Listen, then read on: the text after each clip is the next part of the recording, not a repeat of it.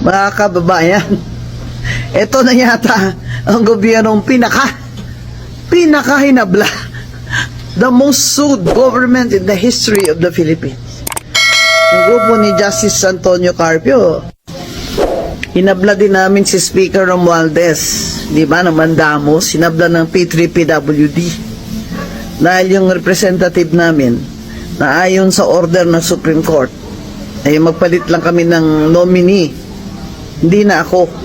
Ay ginawa naman namin, pinoclaim naman ng COMELEC at nag-oath sa isang RTC judge. Ayaw pa rin niyang paupuin. Ayaw mo niyang bigyan ng oath, ceremonial oath dyan sa House of Reps. Kaya kami pumunta sa Korte Suprema at nagsumbong na i-declare na ang constitutional yung internal rule na yan ng House na kahit na proclaim ka na, naka-oath ka na, hindi ka pa rin makaupo pag hindi ka nag-surrender oath dyan sa Speaker.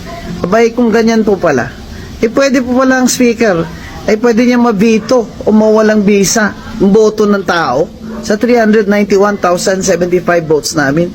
Hindi pa rin kami makaupo kahit may order na sa Korte Suprema. Ano yan? Anong klaseng Speaker yan? Talagang obvious na po yan, na yan ay paghihiganti. Itong mga Marcos ay mapaghiganti o vindictive. At itong si Speaker Romualdez ay kasama po dyan bilang pinsan niya. She is part of the Marcos dynasty. Kaya ganyan po.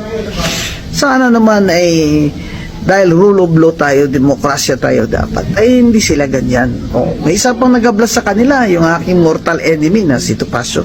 Inabla din sila sa ombudsman, criminal case.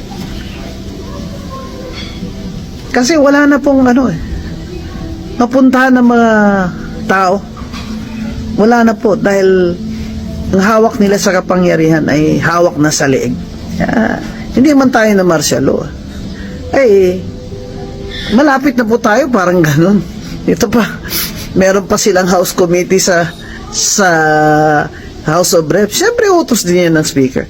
Na lahat ng mga pro-Duterte na mga vloggers ay narco-vloggers daw.